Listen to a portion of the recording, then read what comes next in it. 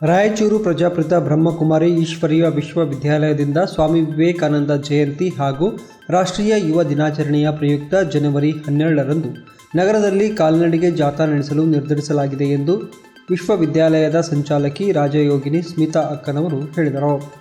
ಈ ಕುರಿತು ಮಾಧ್ಯಮಗೋಷ್ಠಿಯಲ್ಲಿ ಮಾತನಾಡಿದ ಅವರು, ಯುವಕರಲ್ಲಿ ಸಕಾರಾತ್ಮಕ ಪರಿವರ್ತನೆ ತರುವ ಉದ್ದೇಶದಿಂದ ಈ ಜಾಥಾವನ್ನು ಆಯೋಜಿಸಲಾಗುತ್ತಿದೆ. ನಗರದ 19 ಕಾಲೇಜು ವಿದ್ಯಾರ್ಥಿನಿಯರು ಈ ಜಾಥಾದಲ್ಲಿ ಭಾಗವಹಿಸಲಿದ್ದಾರೆ.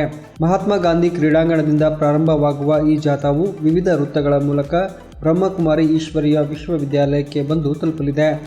ನಂತರ ಸಚಿವರು, ಶಾಸಕರು, ಅನೇಕ ಗಣ್ಯರು ಸಮಾರೋಪ ಸಮಾರಂಭದಲ್ಲಿ ಭಾಗಿಯಾಗಲಿದ್ದಾರೆ.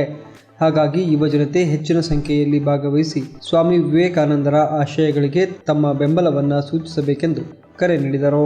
12ನೇ ತಾರೀಕು ಸ್ವಾಮಿ ವಿವೇಕಾನಂದ ಜಿಯವರ ಜಯಂತಿಯ ದಿನದಂದು ರಾಷ್ಟ್ರೀಯ ಯುವಕ ದಿನದ ಪ್ರಯುಕ್ತವಾಗಿ ಎಲ್ಲ ಪದವಿ ಕಾಲೇಜಿನ ವಿದ್ಯಾರ್ಥಿಗಳನ್ನು ಒಳಗೊಂಡ ಒಂದು ಜಾಥಾ ಕಾರ್ಯಕ್ರಮವನ್ನು ಹಾಗೂ ಈಶ್ವರೀಯ ವಿಶ್ವವಿದ್ಯಾಲಯದಲ್ಲಿ ಜಾಥಾ ಕೊನೆಗೊಳ್ಳುವುದು.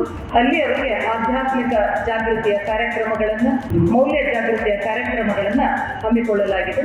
ಈ ಸಂದರ್ಭದಲ್ಲಿ ಶಾರದಾ ಅಕ್ಕ, ರೇಖಾ ಕೇಶವರೆಡ್ಡಿ, ಡಾಕ್ಟರ್ ಬಾಬುರಾವ್ ಶೇಗುಣಿಸಿ, ಸತ್ಯನಾರಾಯಣ್ ಉಪಸ್ಥಿತರಿದ್ದರು.